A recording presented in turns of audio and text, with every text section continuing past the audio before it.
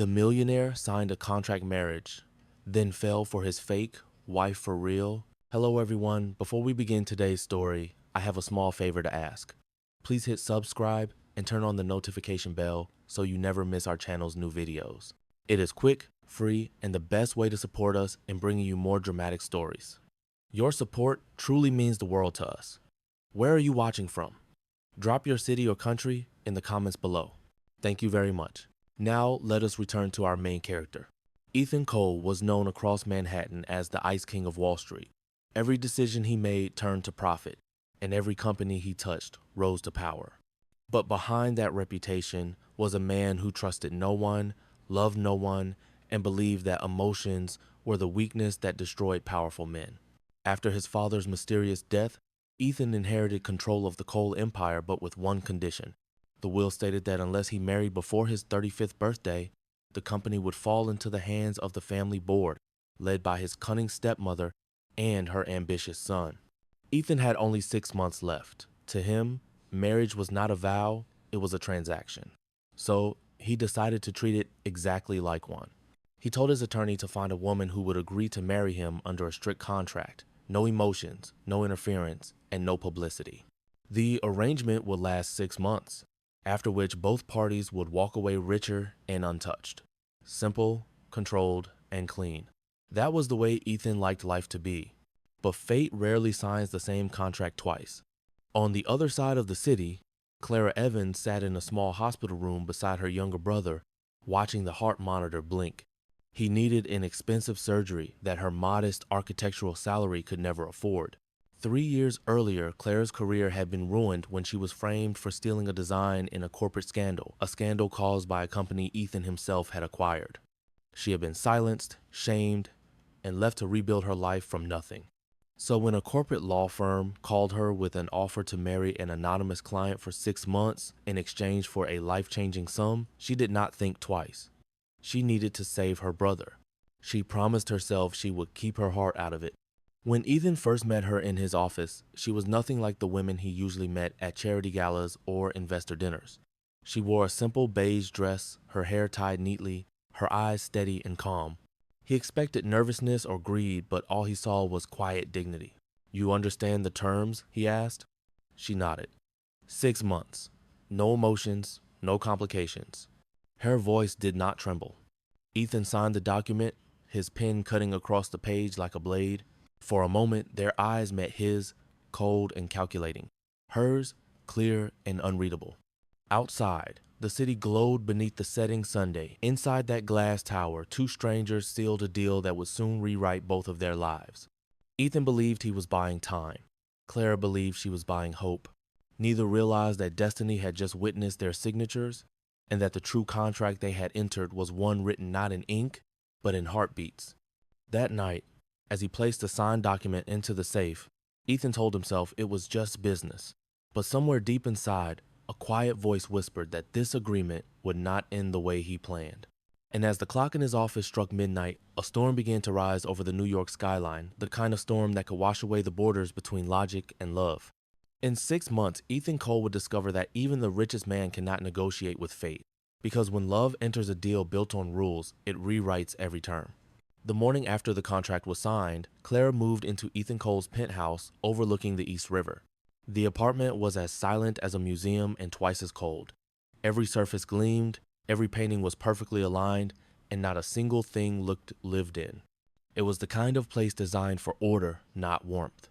Ethan had arranged everything before she arrived.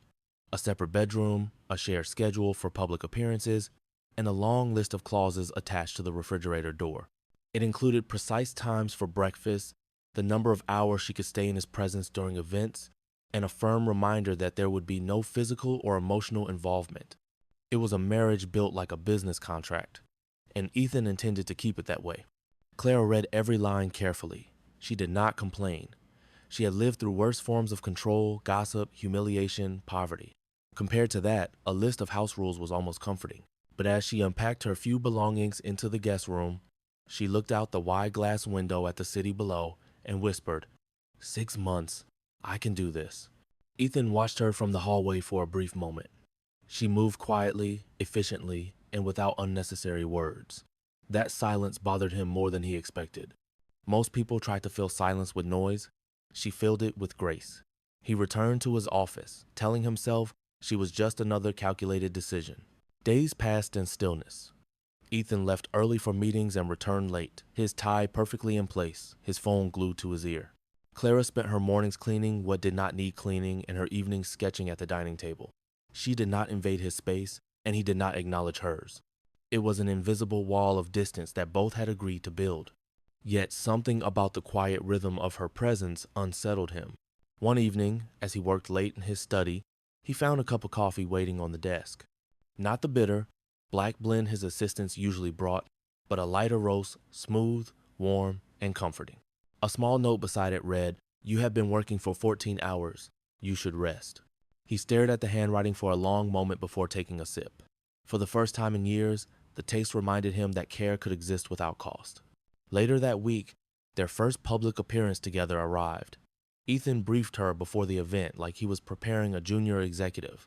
"Smile when necessary. Hold my arm when we walk. Say nothing personal to the press.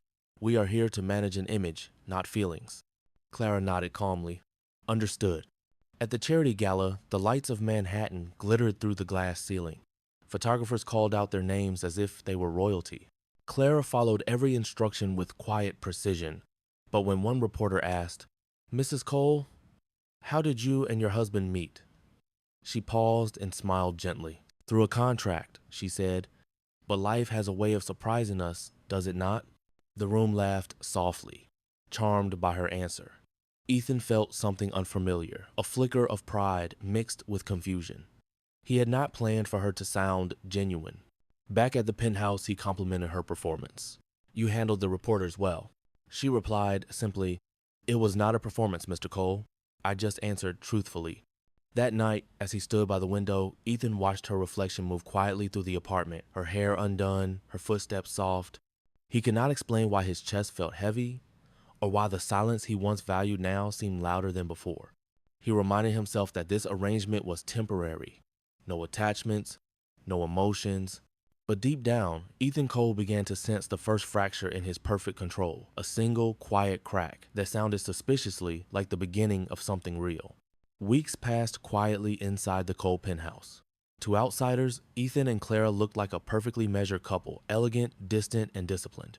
Inside the walls of glass and marble, however, an invisible shift began to stir. Ethan noticed it first in the smallest details. The coffee on his desk was always at the perfect temperature. The files he left scattered the night before were neatly arranged each morning.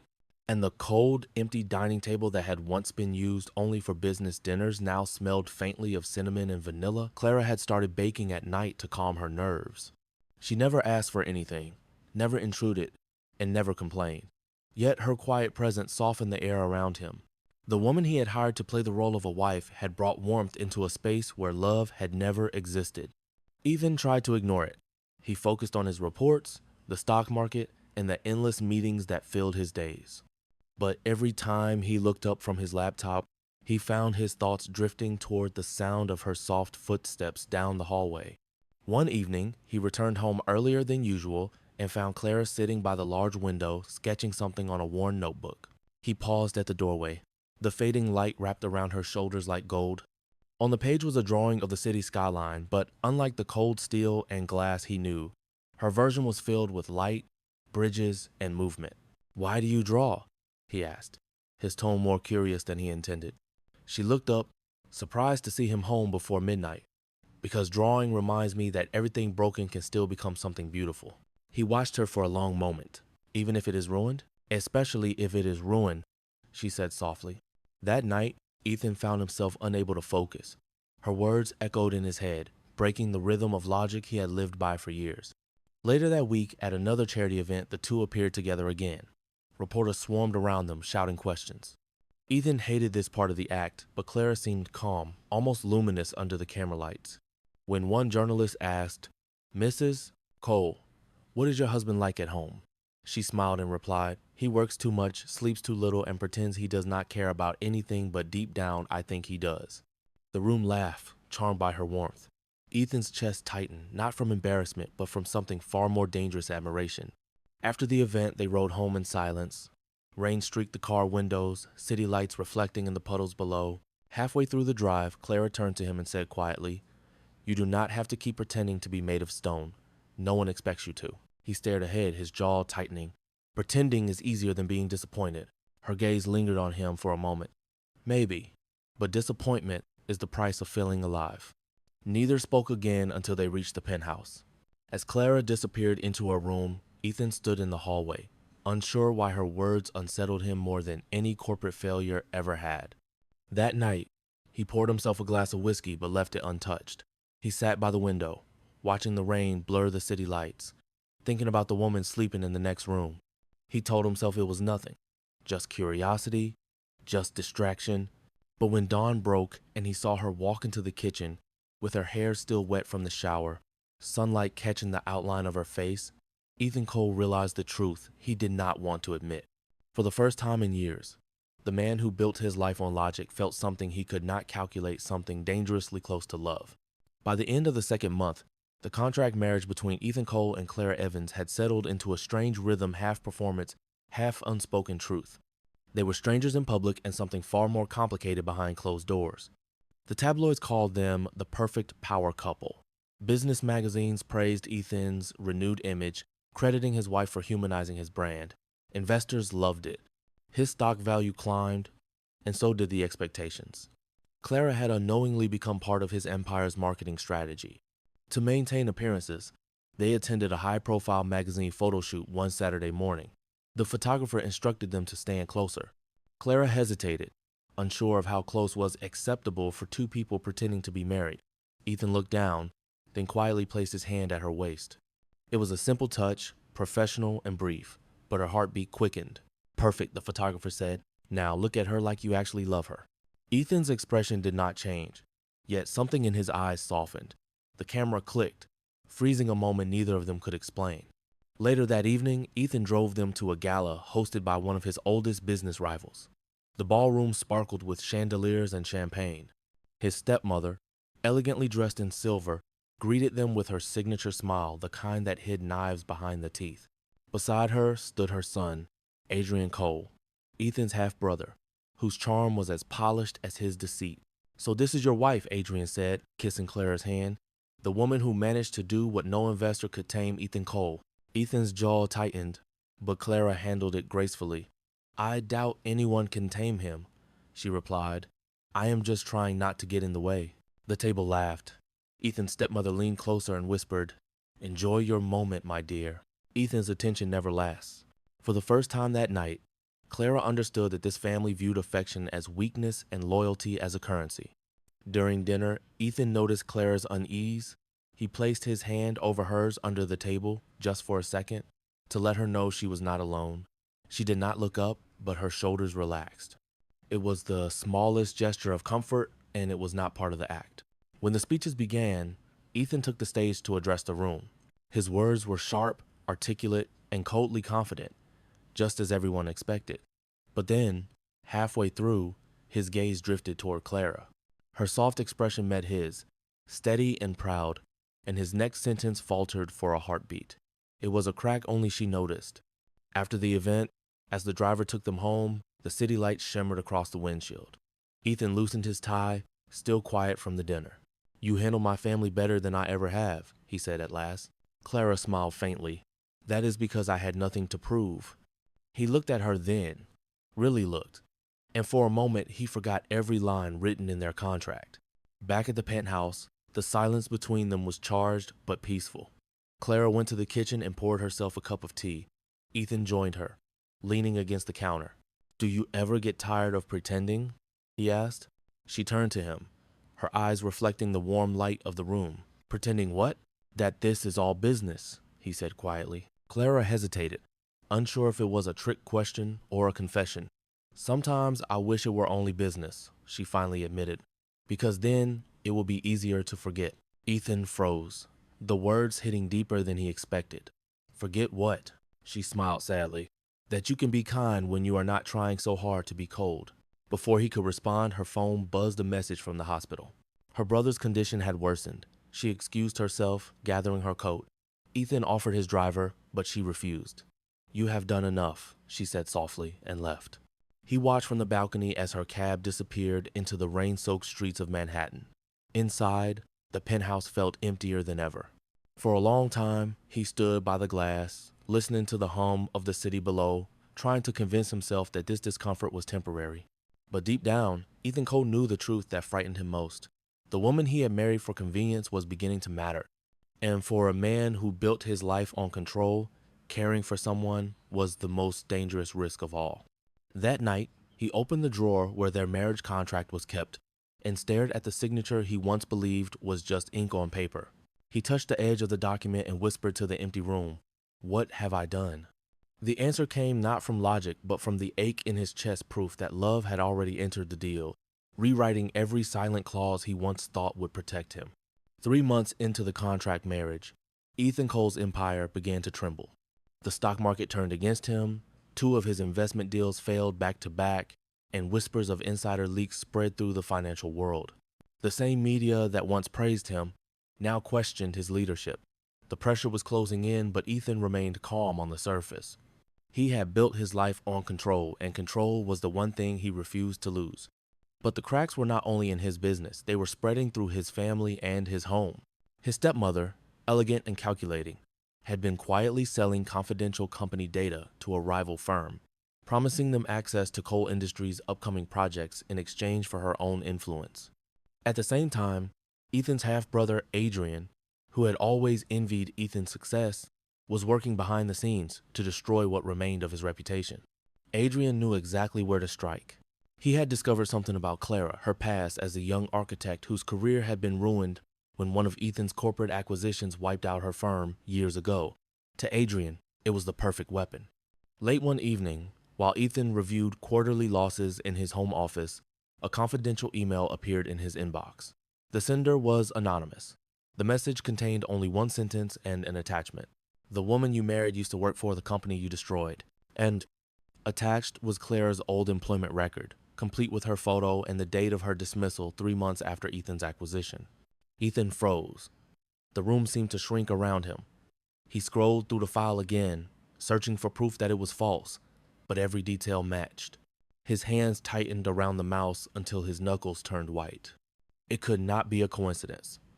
She must have known. When Clara returned home later that night, she found Ethan standing by the fireplace, the glow of the flames flickering across his face. His expression was colder than she had ever seen. "Why did you not tell me?" His voice was sharp, but beneath it was hurt. She looked confused. "Tell you what? That you worked for one of my companies. That you lost your job because of a deal I made." He stepped closer, holding up the printed file. "Was all of this revenge? Did you plan this from the beginning?" Clara's eyes widened. "No, Ethan. I did not even know." "Do not lie to me," he interrupted. "You had every reason to hate me. You saw a perfect chance and took it." Tears filled her eyes, but she did not defend herself further. She knew the truth would not matter to a man who trusted evidence more than emotion. "I thought we were starting to trust each other," he said, his voice breaking for the first time. "I never lied about who I am," she whispered. "You just never cared enough to ask." Silence filled the room, thick and heavy. The storm outside crashed against the windows, matching the one inside his chest. "Pack your things," Ethan said finally. "The contract ends tonight." Clara did not argue. She walked past him, her footsteps quiet, and left the key to the penthouse on the table. On her way out, she placed a sealed envelope on his desk. When Ethan opened it after she was gone, he found a short, handwritten letter. "I did not marry you for revenge, Ethan. I married you for my brother's life. But somewhere between your world and mine, I forgot that this was supposed to be pretend. I am sorry for making you feel betrayed, but I cannot stay where I am not trusted. Clara." He stared at the words until they blurred. For the first time in years, Ethan felt something close to regret. The next morning, every major news outlet in New York carried the same headline: "The Millionaire's Fake Marriage Exposed." The story spread like wildfire. Anonymous sources, leaked photos, and speculations about hush money payments. The board demanded explanations, the press demanded statements, and investors demanded answers. Cole Industries stock plummeted. Reporters camped outside his building. His empire, built on control and precision, was now collapsing in full view of the public. But none of it hurt as much as what came next. Clara appeared before the media alone and took the blame for everything. She claimed she had manipulated Ethan for money, that she had deceived him to secure her brother's medical treatment. Every word was a lie, but she spoke them with calm conviction. Ethan watched the broadcast in silence, his reflection flickering in the television screen. He could have stopped her. He could have told the truth. But for the first time, he understood what it meant to be powerless. The woman he had accused of betrayal had just sacrificed her name to protect his. And as the cameras flashed across her tear-streaked face, Ethan Cole realized that the real betrayal had come from his own inability to trust the only person who had ever cared for him without a reason. In the days that followed the scandal, Ethan Cole's world came undone piece by piece. The story of his fake marriage dominated every major news outlet. Headlines shouted betrayal, deception, and fraud. Investors pulled out of his companies, sponsors canceled contracts, and board members who once praised him now turned their backs in silence. The penthouse that had once been filled with quiet luxury was now surrounded by reporters, flashing cameras, and questions that cut deeper than any lawsuit. Inside, Ethan sat alone in his study, watching the market numbers fall on his computer screen. The empire he had built with precision and discipline was crumbling in front of him, and he could not stop it. His stepmother played the role of the grieving matriarch perfectly. To the public, she appeared heartbroken over the family's disgrace. Behind the scenes, she whispered to the board that Ethan had become unstable, reckless, and unfit to lead. Adrian, his half-brother, stepped into the spotlight, presenting himself as the responsible Cole. He promised stability, transparency, and a new direction for the company. They had been waiting for this moment for years, and Ethan had handed it to them. But while he fought to hold onto his company, his thoughts were elsewhere. Clara, the woman he had accused, doubted, and lost in the same breath. Every network replayed her press conference, her voice calm, her posture steady, her lies delivered with heartbreaking dignity. "I deceived him," she had said. "I entered the marriage for money. Mr. Cole is not to blame." The media crucified her. Online comments called her names Ethan could not bear to read. Yet, even as her reputation was destroyed, she never defended herself. She disappeared from the headlines as quickly as she had entered them, leaving behind a silence that screamed louder than any denial. Ethan tried to reach her, but she had changed her phone number and moved out of the city. He sent his driver to the hospital where her brother had been treated, only to learn that the surgery had been successful and paid in full by an anonymous donor. It did not take him long to realize that donor had been Clara herself, using the final payment from their contract. For the first time, Ethan understood the true cost of his control. He had built walls so high that no one could hurt him, but also so high that no one could love him. The next board meeting was brutal. His stepmother called for his resignation, claiming he had jeopardized the company's image. Adrian backed her with a smug smile. "Ethan," the chairman said, "the shareholders have lost confidence. The scandal must be contained. Step down, at least temporarily." He stared at the long table filled with people he once trusted, then nodded slowly. "If I walk away, the company will survive. But know this, the truth has a way of returning when you least expect it." He signed the resignation letter without another word. When he walked out of the boardroom, the cameras flashed again, capturing the fall of the man who once ruled Wall Street. That night, the city outside his penthouse seemed quieter than usual. He poured himself a glass of whiskey, but his hands trembled. The storm outside echoed the one in his chest. He opened Clara's letter again, the one she had left before leaving him, and read it under the dim light. The ink had smudged slightly where a tear had fallen. "I did not marry you for revenge. I only wanted to save someone I love. But somewhere along the way, I learned that love cannot survive without trust. I wish you peace, Ethan." He folded the letter carefully and placed it inside the safe where the marriage contract used to be. The irony was painful. The fake contract had been destroyed, but the real one, the one written in her sacrifice, was now the only thing he valued. Over the next few weeks, Ethan withdrew from the world. He stopped attending meetings, stopped answering calls, and stopped caring about headlines. He spent his days walking the city streets alone, where no one recognized him without his tailored suits and cold confidence. One evening, as he stood by the East River, watching the lights ripple across the dark water, he realized what he had lost was not just Clara, it was himself. The man who once believed he could control everything had discovered the one thing he could not negotiate with: the human heart. Somewhere in the distance, church bells rang faintly through the rain. Ethan looked up at the skyline and whispered to the wind, "I am sorry." For the first time in his life, there was no audience, no deal, and no pride left to protect. Only a man learning, far too late, that love is the one investment that does not obey the rules of return. Months passed after Ethan Cole's resignation, and New York slowly forgot his name. The newspapers moved on to newer scandals, and investors turned their attention to fresh opportunities. For the first time in years, Ethan had nothing to control, nothing to protect, and nowhere to hide behind numbers or contracts. He left the city quietly, trading the skyscrapers for a small rented house near the Hudson River. The place was modest, barely furnished, surrounded by trees, and far from the noise of the financial world. He spent his mornings walking along the riverbank and his nights sitting on the porch, listening to the sound of crickets. The quiet should have felt peaceful, but it was not peace. It was loneliness. In that stillness, Ethan began to see the pieces of his life for what they really were: empty victories built on fear. Every deal, every headline, every dollar had been a shield against the one thing he could not face: himself. And now, stripped of power and pride, he finally understood what Clara had tried to tell him. He replayed their last conversation in his mind countless times. The way she looked at him when she said, "Disappointment is the price of feeling alive." At the time, he thought it was just another poetic phrase. Now he understood that it was the truth he had spent a lifetime avoiding. One afternoon, while sorting through boxes of old documents, Ethan found the envelope that contained Clara's letter. He unfolded it carefully, his hands trembling slightly. He had read it 100 times before, but this time he noticed something he had missed: a small sketch on the back of the page. It was the outline of a house by the river, surrounded by trees, almost identical to where he was living now. Beneath it, in small handwriting, were the words, "A quiet place to start over." End of section. He stared at the drawing for a long time, then smiled faintly. It was as if fate had been leading him here all along. Driven by a sudden impulse, he searched online for news about her. There was almost nothing.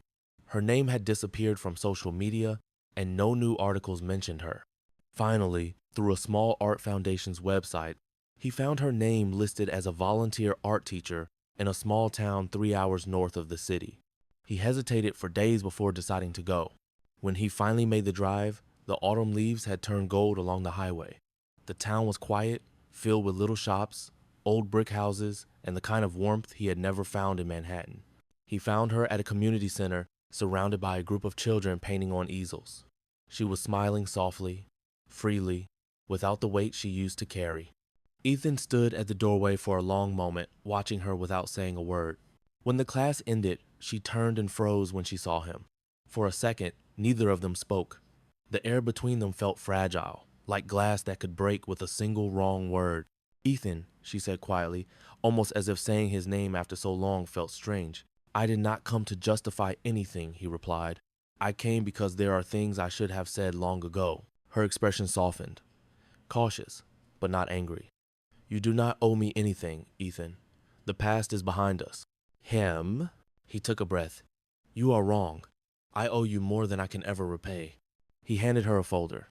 Inside was an official document, her name cleared, her professional license restored. She looked at it in disbelief. "How did you?"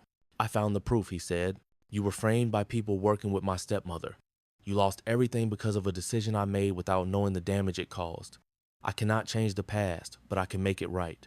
M." Clara held the papers against her chest, tears glimmering in her eyes. Ethan continued, his voice low. "I do not expect forgiveness. I just wanted you to know that I finally understand what it means to love without conditions." For the first time in a long time, he felt something shift inside him, not guilt, not pride, but a quiet kind of healing. As he turned to leave, Clara called softly, "Ethan, thank you." He paused, meeting her gaze. "No, thank you for teaching me what it means to feel alive." And with that, the man who once ruled over numbers and power walked back into the gentle light of an autumn afternoon, knowing that redemption begins not with control, but with surrender. The day after Ethan visited the community center, the autumn air felt different, lighter, quieter, and full of things left unsaid. He had not planned to stay, but something inside him refused to leave. For years, he had chased numbers, deals, and deadlines, but for the first time, he wanted to understand what it meant simply to stay still. He spent the next few days walking around the small town. It was peaceful in a way New York never was. People greeted him without knowing his name, without caring who he had been. At night, he sat in his rented room at a nearby inn, thinking about Clara, how she smiled with the children, how she looked at him without bitterness. There was forgiveness in her eyes, but it was quiet and cautious, as if she was protecting herself from hope. On the third day, he went back to see her. She was closing the art studio when he arrived, stacking brushes into a box. When she saw him, she hesitated, but this time, she did not walk away. "Why are you still here?" she asked softly. "Because leaving would be easier," he said, "and I have spent too much of my life choosing what is easy." She studied him for a moment. "What do you want, Ethan?" He took a slow breath. "A chance to tell you everything. Not as the man who signed a contract, but as the man who finally understands what love costs." She set the box down and folded her arms, listening. "I built a life around control," he began. "I believed trust was a weakness. I thought feelings could be negotiated, like business terms. But when you left, the silence showed me what I had destroyed. You were the only person who never asked for anything, and I punished you for it because I did not know how to receive something that was real." Clara did not interrupt. She just looked at him, her eyes calm but shining. "I found proof that my stepmother and Adrian used you," he continued. "They leaked your old records to the press, hoping to ruin both of us. I confronted them. The board knows the truth now. They are finished, Clara. It is over." She frowned slightly. "And what happens now?" "I am rebuilding the company," he said. "But this time, it will not be built on lies. I want to run it honestly. I want to build something that matters." He paused and looked down. "But I am not here to ask you to come back into that world. I just wanted you to know that you changed it." Clara walked to the window, her hands resting on the sill. The evening sun turned the sky into shades of gold and pink. After a long silence, she spoke. "I do not hate you, Ethan. I never did. I hated who you became when you stopped believing in love. But maybe you are learning to be human again." He smiled faintly. "I am trying." She turned toward him. "You cannot erase the past, but you can build something different from it. Maybe that is enough." He stepped closer, but stopped a few feet away. "If there was no contract," he asked, his voice quiet, "if there were no obligations, would you still choose me?" Claire's eyes softened. "If you had asked me that months ago, I would have said no. But now, I think the man standing here is not the same one I married. And maybe, one day, yes." Ethan nodded, his chest tightening with gratitude. He did not need more than that. Before leaving, he placed a small envelope on her table. Inside was a new contract, not for marriage, but for partnership, and a foundation he had started to support young artists and designers.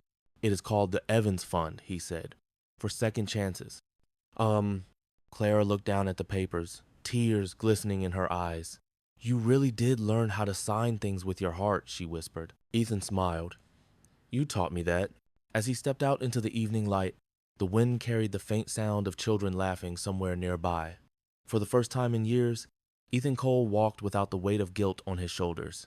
He had come to the edge of his ruin and found not punishment, but redemption. Love had rewritten his fate quietly, completely, and forever. 1 year later, the first snow of winter fell over Manhattan. The city looked different now, gentler somehow, as if time had softened its sharp edges. Inside the newly rebuilt headquarters of Cole Industries, the air was quiet but filled with purpose. Ethan Cole walked through the marble lobby, not as the ruthless businessman the world once feared, but as a man reborn through loss, humility, and love. Under his leadership, the company had recovered not by chasing power, but by rebuilding trust. He had turned it into something that reflected what he had learned, that success without compassion was failure in disguise. His employees respected him not out of fear, but out of belief. For the first time, Ethan felt proud of the man he had become. Across town, in a small art studio funded by the Evans Foundation, Clara stood before a group of students, teaching them how to find light and color even in the darkest sketches. Her laughter filled the room, soft and healing. The studio's name, painted above the door, read Second Chances. That evening, Ethan arrived quietly, carrying a bouquet of white lilies, her favorite.